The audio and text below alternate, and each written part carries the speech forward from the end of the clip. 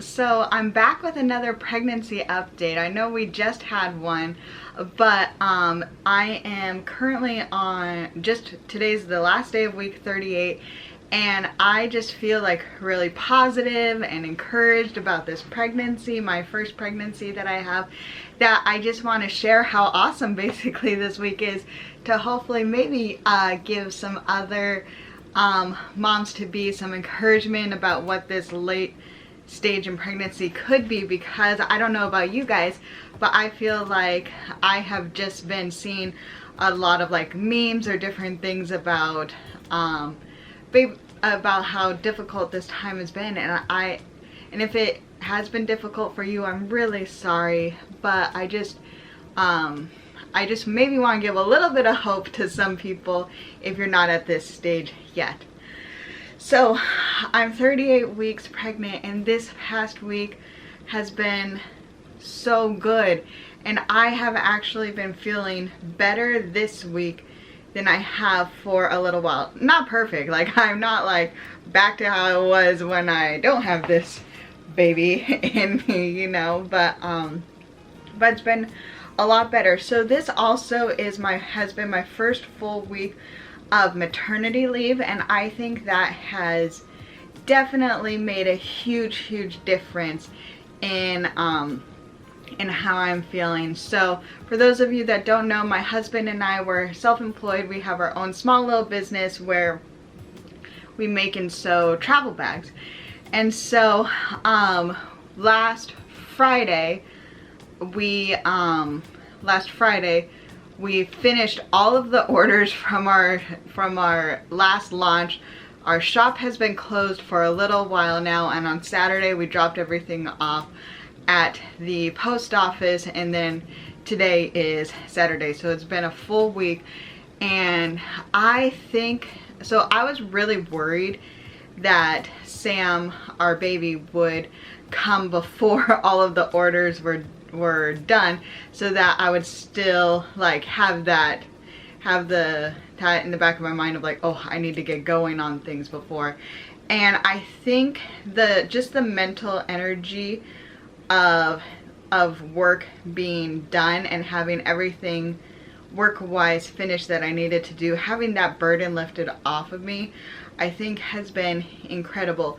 And also, like, we were pushing ourselves and working really hard up until the 38 week point when we finished, working long hours to get everything done. And I think a lot of my symptoms that I was having were either some stress related or related to working all day. So what my days have been looking like this week, I did make a vlog a little bit if you guys want to see what I've been doing, but essentially I've been working. I still been working half day because I'm trying to, when you're self-employed, like, a paycheck is not guaranteed basically, so you kind of have to always be doing something to be able to pay the bills and feed this little guy, you know, or I guess feed us so I can feed him.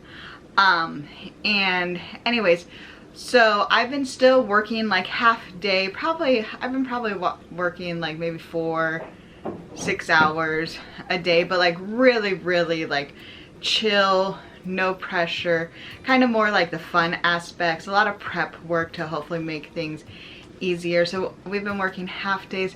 I have been taking naps every single day, and these aren't just like regular naps, these are like glorious naps where I just feel like I wake up from a nap and I'm like a new person, a happier person, and it is awesome. I've been able to take naps.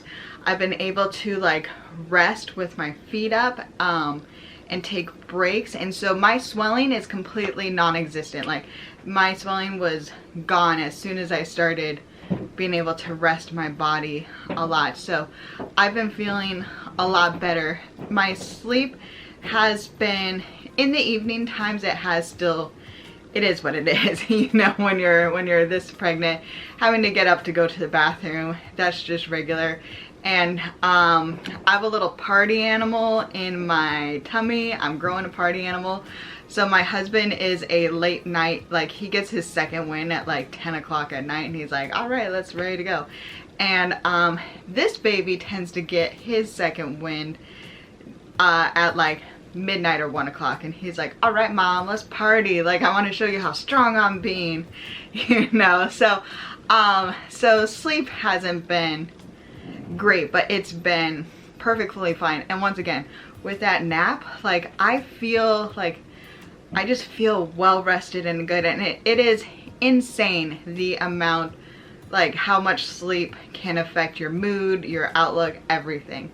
So I'm just so thankful for that I've been able to get that rest.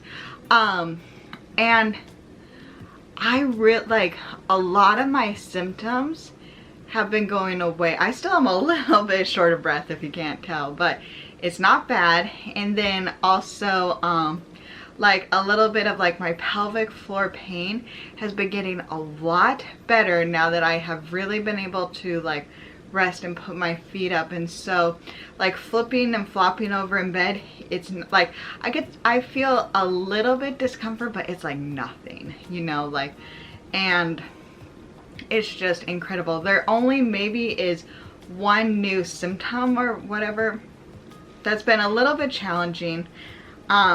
It's I get so hot, particularly at night when I'm falling asleep. It's insane.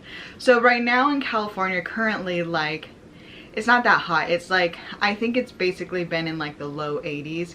And we have now, thankfully, we've had central AC and it's set to like 72, and we sleep with a fan on.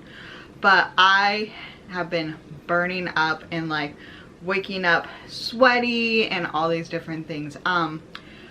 So it was really bad one night where I was just like, I felt like I was on fire.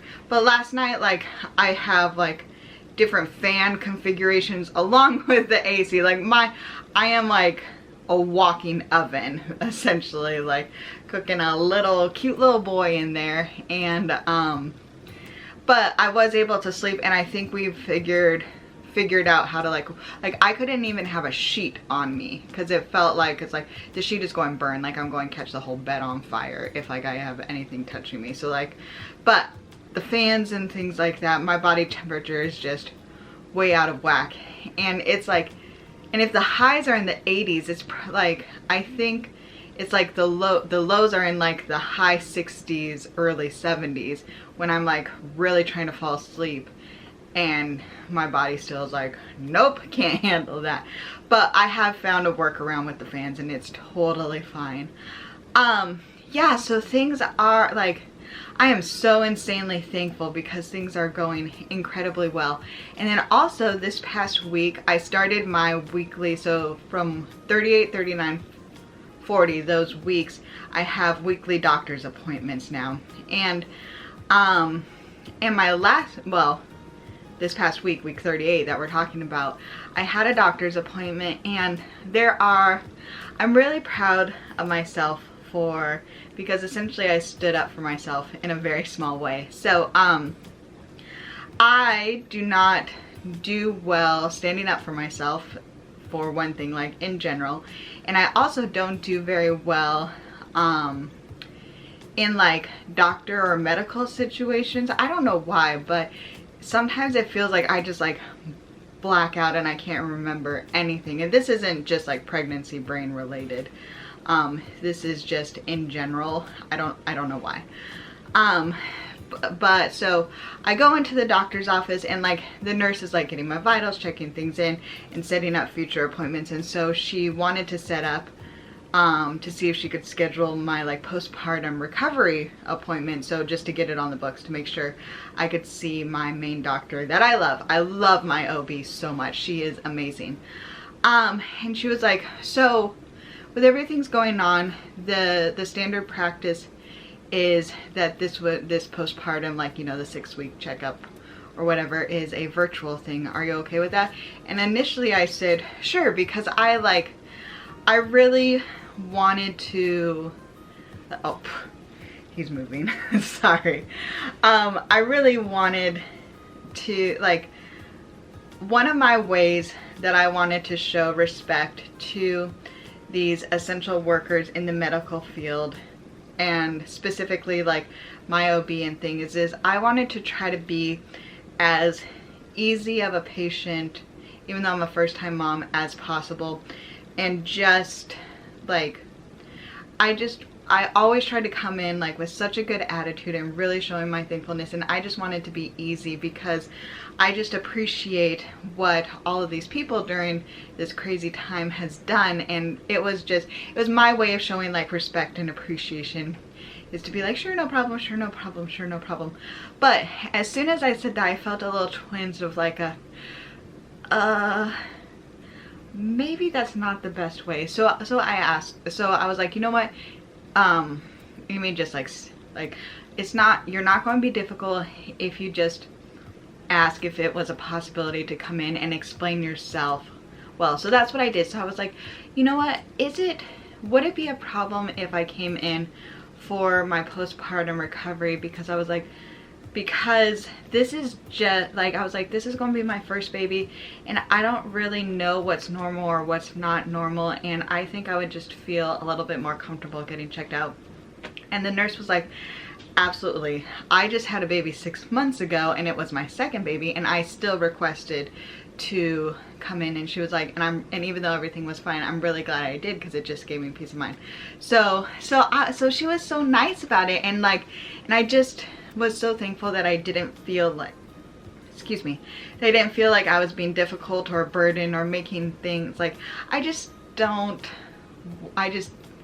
stood up for myself, but I think I was able to do so in like in a respectful, not difficult way. So I was proud of myself. So that was a big deal for me. And she was so kind. She was an awesome nurse. I really like her. Like, I wish I could have her as my nurse and my OB as my OB for like everything, because like I really like them. But that doesn't work out all the time. And then for my doctor's appointment, when I went in, his heartbeat is totally normal. He is measuring exactly, so they didn't do an ultrasound this time, but they did the measuring thing. Then we talked together about a little bit more about the specifics of the procedure, because I think if you guys watched my last video, you guys know that the thing that I'm struggling with the most is the possibility, because of everything that's going on, with either being separated from my husband during the birth and labor process, or if something happens, being separated from my baby. Which I think the only reason why I would ever be separated from my baby Sam is if he has to go into the NICU for a certain amount of time. And if that happens, that is just, I think, standard of, they have to put him in a NICU because he'll need extra attention for that one. So I can't worry about that one. So I just asked for her to explain to me the process of like basically walk me step by step of like, okay, what are the things that I will have to be doing alone, and then when will Eric be able to join me in this process? And she did that. And basically what's going to happen if I go into labor and start things like spontaneously or whatever, I don't know, naturally, is that what it is? If I don't have to be induced or anything like that, if it's not planned, then once I go into the hospital, they'll essentially monitor and check me to make sure that I am in actual labor. And then I will be taking the COVID test, and then if it comes back positive, then Eric will be able to join me, and we have to stay in the room together. And the mask policy is that they ask us to keep our mask on as much as we can. That's what she said. Which that made me feel really good. So Eric and I, we're going to try to keep our masks on as much as we can. But from what she was saying and not saying, like, if I feel like I can't breathe, I think I might have, especially if my test is negative, I think I will have the freedom to when I'm like pushing, I might not have to wear a mask, which is what I was a little bit concerned with. But if I have to wear a mask, like I think I'll be fine. Like I'm not that worried or concerned about it. Like I'm totally fine with complying. But I just know that like right now I kind of have a hard time breathing, and it's like I can't even imagine doing it when I'm pushing. But I know people have done it before, so I could totally do it. So she explained that to me, and so she said that it'll probably take about like an hour or two. Basically, I would be like monitored, getting the things all ready for about an hour or two before Eric can join me. And so that made me feel a lot better, just knowing the time frame and knowing kind of what to expect beforehand. So that was really helpful for me. And then so I had some other questions and stuff that she answered for me, about like, okay, well, how late will you let me go and things like that. So they will talk about, so my last like OB appointment will be the week of my 40 weeks of pregnant. So I am due on, or my due date is a Sunday, and I have an appointment the following Wednesday. So if he's still not here, then we'll talk about the plan, because also I've gotten my Rogem shot, which is because of my negative blood. It lasts until I think it's like 41-ish weeks. So I can't go much further than, like I can't go like a full 2 weeks past my due date because of my blood type that I have and the shot that I gotten. Yes, so we kind of talked about that. So I was like, okay, well, at least I know that I kind of know when the last date possible that I'll have to wait, which is great. And then she said, if it's okay with you, I'm going to do a cervical check. Now, I have been reading and hearing about the cervical check and how like painful or how uncomfortable it could be or whatever, and I was pretty nervous about it. But I really trust my doctor, so I asked her, so I was just like, you know what, if she is ready to do it, and if this is like standard procedure for her, I really trust her. So I am just going to just see what it's like, you know, see what a cervical check is like. And so she did the cervical check or exam. I think it's called cervical check. And I'm not going to lie, it's uncomfortable, like, but it wasn't painful, and it didn't last long, and it was just uncomfortable. And I know some people have like cramping or bleeding afterwards. I didn't have anything. I didn't have any of that. I was a little bit sore, but honestly, I came home, I took a nap, and then I was fine for the rest of the day. And the information she gave me was actually really, it changed a lot of my perspective. So, she checked me, and I was 2 to 3 centimeters dilated, like she wasn't sure, but around 2 to 3 centimeters dilated, 70% effaced, and he was in station -2. And I was shocked, because when I was at week 36, when we did the thing, she could just tell from the ultrasound apparently that there was like nothing happening. Oh, and it was like my cervix was like right in the center, right in the right place, and everything. And so that was crazy to me. Like, for whatever reason, that information made me like so excited for so many reasons. So first of all, it made me excited that it almost like, because I was a couple centimeters dilated, it was almost like, oh my gosh, I get these couple of centimeters for free. Like, I didn't even have to go through like contractions or pain or whatever. It's like, because we push starting at 10 centimeters. So it's like, I'm already starting at 2 or 3. I don't have to go through the full 10 of like during the labor process. So I was so excited. Now I know that you could stay at like at this position or this whatever I am for a while, and it doesn't mean I'm going to have my baby anytime soon, and I'm fine with that. Like, he could come whenever he wants to come, but it made me feel like really excited, because it felt like I got like some free centimeters, you know. And it was exciting. And then it was also really exciting because it was like, oh my gosh, like my body is, like my body can do this. Like, I don't know why, I just felt like super, I guess empowered would be the words. Like, I felt really empowered. Like, I could do this. Like, my body was made, like, I was made to do this. I could do this. Because, like, I think I haven't been allowing myself to fully think about the birth process because it is scary. Like, there's just no going around it. At least for me, it's a very, very scary, nerve-wracking process. So I haven't been thinking about it. I think I've been focusing more of my like fear or worries of being separated from Eric.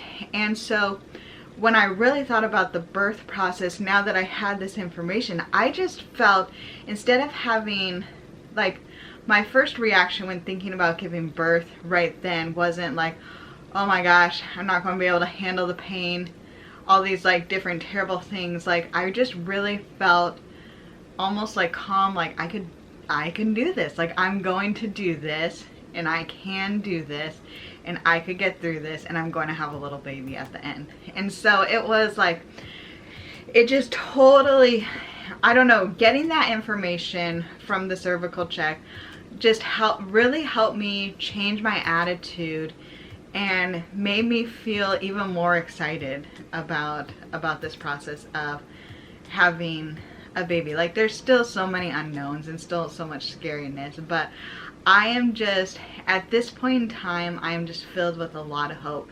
And I know last week I asked you guys for some prayers, and I would really appreciate it if you have time to add me to your list of prayers. That would be awesome, because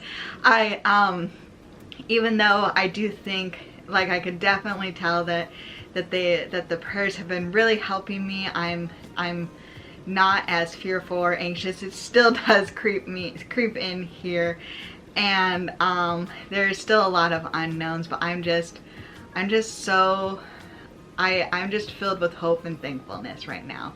So anyways, sorry, this video of course ended up being just as long as the rest, even though it's a week.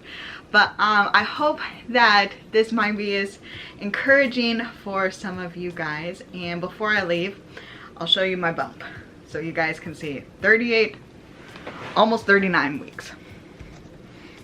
Let's scoot you back. And, whoa, can you see?